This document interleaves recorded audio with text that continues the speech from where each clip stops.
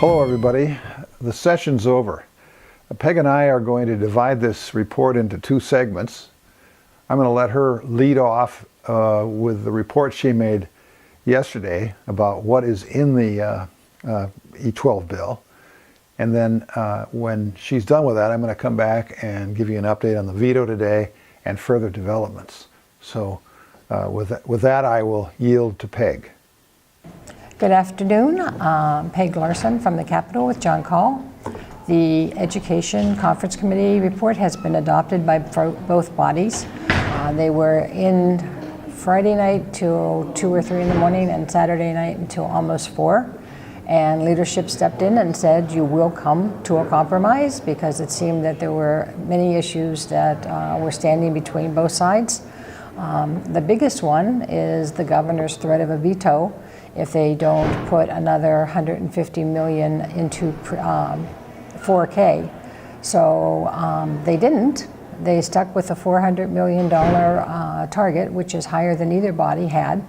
And they have other money in there for early childhood, Parent-Aware, and many other good programs. They also have on the formula 1.5% the first year and 2% the second year, which is higher than Senator Johnson. I'm sorry. I'm sorry. That's okay. I'd like you to be in it. Which is higher than either body had. So that is really good, because it does serve every school district. The other thing that they have 31.9 million in long-term facilities maintenance aid, which is something that everybody had said that they wanted at the beginning of session, and then it came down to the end and everybody wanted money on the formula and would have given that up. Well, it turns out that they ended up with both, which is, I think, makes for a very good bill. In the policy area, they did adopt the language for allowing school districts to use unlicensed teachers in the career and technical area after they have searched for a licensed teacher.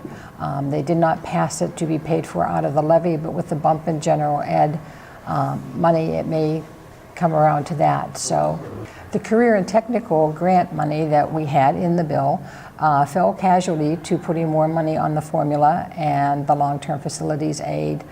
They actually took money from a lot of different areas so that they could bump up the formula, which I think has made many people happy and somewhat unhappy. They also did a $9.5 million increase to QComp and removed the cap. They put $4 million increase to fund concurrent enrollment programs, which was a big point of discussion throughout the session. $3.5 million for Minnesota Reading Corps program, and as I said earlier, for the early childhood, they put $3.5 million increase in Parent-Aware, the recently developed program that the state has done, and the House especially felt that it was better to target the funds than just put money out there and let school districts do what they wanted to do if they had their own pre-K. They felt that the parents would be better able to judge where their child should go, and obviously there's still the scholarship money, and you can take that and go to private or public school. I'm going to check one more thing here. $3.1 million increase for the American Indian learners, and that was a big deal, Indian education this session. So you can see where a lot of their funds went. As I said earlier, the governor says he will veto this bill, which a lot of people are writing him letters, sending him messages, asking him not to, asking him to please hold out till next year and work on universal pre-K and put it in the form that it would work for the districts and maybe phase it in or do a pilot project. But as of his last public meeting, he was adamant that he would veto this bill if he did not get his money for universal pre-K, which is not mandatory. It's voluntary. If you want to go to it, you don't have to send your child to pre-K. I think that in the policy area, they did a vision study. They didn't put any money into it. And a lot of other little things. It's really not a real meaty policy bill, They actually could have just passed a finance bill and people would have been happy, but obviously at times the two tie together. I just want to give credit to the Rochester delegation because they have really worked hard to help us with our education agenda, especially getting money on the formula. Senators Nelson and Senator Senjums have been just warriors for us when it comes to the Senate portion. And Representative Norton and Representative Liebling, especially Representative Norton, has spoken on the House floor many times about the Rochester School District and the needs that you have in that area. And Representative Pearson is new and he has been fairly quiet, but his vote has been consistent. He did vote for the education bill. As it came out of the House, it was 71 to 59, a straight partisan vote. However, in the Senate, it was 52 to 14, I believe. One person is absent. So it had a lot more support in the Senate than it did in the House. Hopefully that will be a message to the governor and he won't veto these nice increases. If not, he will bring us back in special session. I'm sure you've heard that he said they will meet in a tent out front. I don't think so. Majority Leader Bach said they just have to meet in St. Paul somewhere. Have a great evening, and I'm sure we will give you one more wrap up after we see what the governor does. Thank you. Thank you, Peg. Well, the miracle at Dunkirk did not occur. Not everybody made it back across the channel. The legacy bill died in the Senate because the Senate did not have time to vote on it. There was no bonding bill. It passed the Senate but died in the House. And then the reviser's bill. What the reviser's bill is, that every session, because of the heat and overall level of activity, especially the crunch at the end, mistakes are made when bills are put together.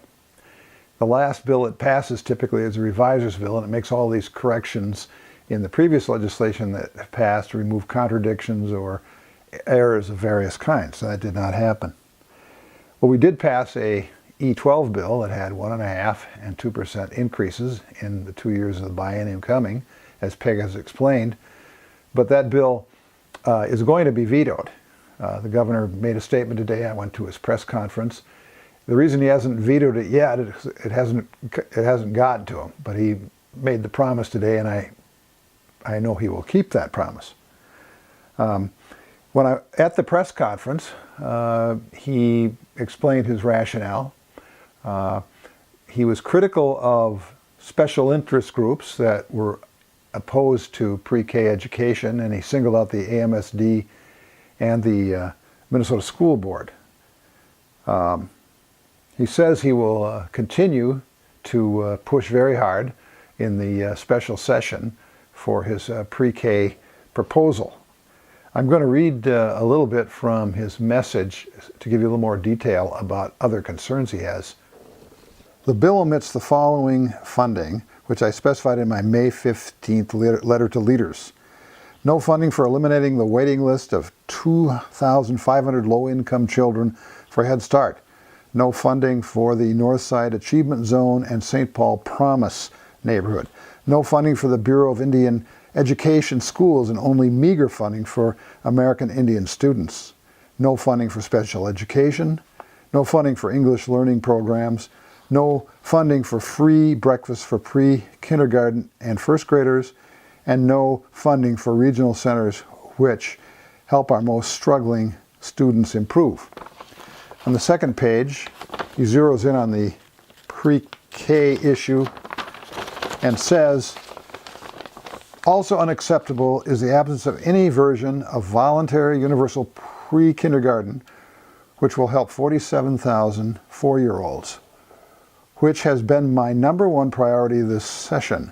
Despite my willingness to move from full day to half day pre-kindergarten, and despite my urging that we take a comprehensive approach to educating young children, your bill neglects the opportunity to make transformational changes for our 4-year-olds. So, the press conference lasted about an hour and covered a wide range of things. He talked about other bills that could possibly be vetoed, but again, those bills haven't come to him yet. And so he has until Friday at 1159.59 to read the bills and decide if he's going to veto them or do line item vetoes on financial portions of bills. He can't line item policy, but he can do funding. He also could sign bills he doesn't like, but in the end game, when they're negotiating a final settlement for the E12 bill and possibly other issues, nothing prevents him from throwing in 4 or 5 additional things that he insists be changed in legislation that has already passed. And there are some things in several of those bills from an environmental standpoint or the jobs bill that he does not like. Bach basically has said, Majority Leader Bach, he's going fishing, and whatever differences there are for the governor and Speaker Dowd to work out, which is not entirely the case because they will all three have to sign off on the deal. The governor said he will not hold a special session unless it is agreed upon in advance what they're going to do, and the content of that agreement must be reached before he calls a special session. So that's the scope. Next question is, where will the session be held? Well, I felt up until this morning that the Department of Administration would not allow J.E. Dunn, the construction company, to come in and rip apart the House chamber and the Senate chamber, because I figured maybe they could put something together the next week, and what's a week going to make a difference is going to make in a week with a major construction project like this. But they were ripping out the House desks and taking out the chairs, undoing the electronics, and they're prepping the Senate to do the same. So the governor and the Department of Administration are playing hardball about the special session. The governor suggests they do it under a tent. The St. Paul Hotel has volunteered to allow the legislature to use its space for free. So the deadline for all this being resolved is June 30th.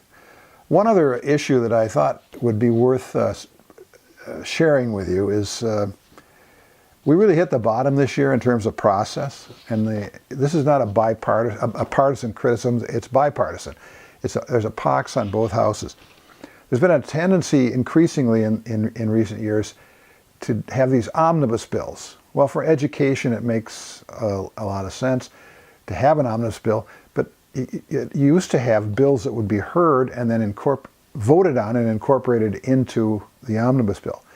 Now the process on all these omnibus bills is to take testimony and lay the bill on the table for possible inclusion, which means the chairman has all the power to decide what goes in a bill or not. You have a hearing, you think you're doing pretty well, because it sounds good to be laid on the table and have possible inclusion, but it's not a good way to make laws, and items that are in a bill should be voted up or down. Then there's the conference committee process. It used to be the two sides would come into a conference committee with different sections. They'd meet, go through their bills. Sooner or later they'd agree on identical or similar language, and then they'd look at the differences, and they'd make offers and counter offers. They'd do it into the night for days, sometimes weeks. The process was much more transparent, and you could monitor the switching positions as they got closer or further apart. That doesn't happen anymore. Some of these omnibus bills appear out of nowhere. They're like mushrooms after a summer thunderstorm. No hearings, they just appear. It's not a good way to do the people's business. I can't imagine a school board getting away with that sort of a process, and lack of notification, the open meeting law. I just wonder when it's all going to collapse on itself. It's really gotten progressively worse and worse as time goes on. So now that I've had that rant, to get back to what I anticipate will happen, as I said, the deadline is June 30th. I don't think they dare go into a shutdown mode. So I think that the matter will be resolved before June 30th. I just can't tell you at this point when. It'll probably be close to the wire. In the meantime, we'll keep you informed periodically as developments occur. I hope you can, in the meantime, find some way to relax, and I'm sure this is going to get resolved. It just isn't going to be pretty, and it's not going to be as fast as we like. Thank you.